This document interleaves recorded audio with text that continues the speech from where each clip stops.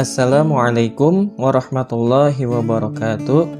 Alhamdulillah hamdan katsiran thayyiban mubarakan fi kama yuhibbu rabbuna wa yarda. Asyhadu an la ilaha illallah wa asyhadu anna Muhammadan abduhu wa rasuluh la nabiyya ba'da. Bismillah, perkenalkan nama saya Andre Triana. Saya diamanahi di BEM Hima IPAI sebagai Ketua Biro Advokasi dan Aksi di bidang sosial politik. Nah, teman-teman, di sini saya akan sharing atau berbagi tentang konsep rizki dalam Islam yang saya dapatkan di suatu kajian Ustadz Aminur Baits Hafizahullah dengan rujukan buku yang berjudul Kode Etik Pengusaha Muslim. Nah, teman-teman, ada beberapa konsep nih ya. Nah, konsep yang pertama yaitu semua makhluk yang berakal maupun tidak berakal, rizkinya telah dijamin oleh Allah Subhanahu wa Ta'ala berdasarkan firman Allah Quran surat Hud ayat 6. A'udzu billahi minasyaitonir rajim. Wa ma min dabbatin fil ardi illa 'alallahi rizquha, yang artinya tidak ada satupun yang bergerak di muka bumi ini kecuali Allah yang menanggung rizkinya. Nah, teman-teman, perlu kita ketahui bahwasanya meskipun rizki kita sudah ditakdirkan oleh Allah Subhanahu wa Ta'ala, tetapi kita harus berikhtiar untuk mendapatkannya. Seperti apa yang dikisahkan oleh Rasulullah Shallallahu Alaihi Wasallam tentang seekor burung yang pergi pada pagi hari dengan keadaan perut yang kosong, kemudian pulang kembali kepada sarangnya dalam keadaan perut yang sudah berisi.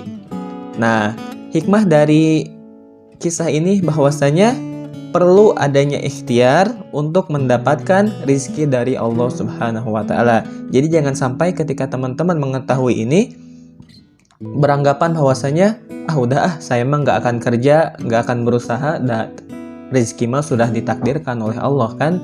Nah, tidak boleh seperti itu ya teman-teman. Nah, mantap banget.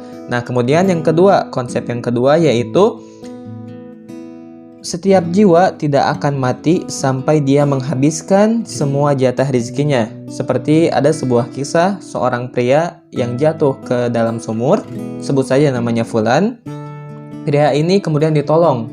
Ketika ditolong, diberikanlah segelas minum susu dan si Fulan ini menghabiskannya. Kemudian orang-orang bertanya, "Wahai Fulan, kenapa engkau bisa sampai jatuh ke dalam sumur tersebut?" Kemudian si Fulan memperagakan bagaimana dia bisa jatuh ke dalam sumur tersebut. Namun qadarullah gitu ya teman-teman, si Fulan ini malah jatuh lagi ke dalam sumur tersebut untuk kedua kalinya gitu ya.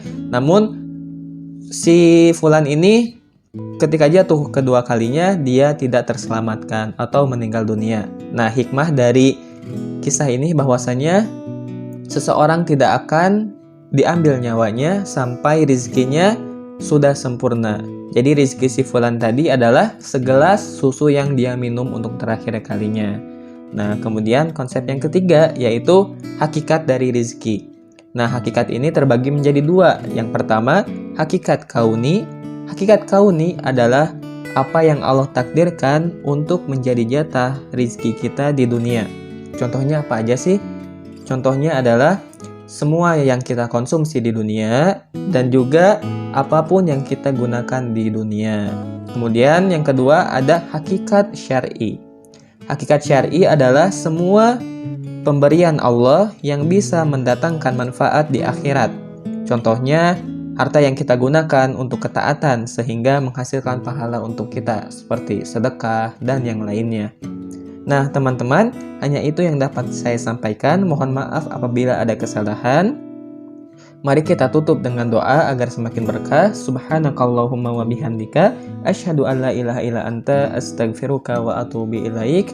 Akhirul da'wana alhamdulillahirabbil alamin. Wassalamualaikum warahmatullahi wabarakatuh.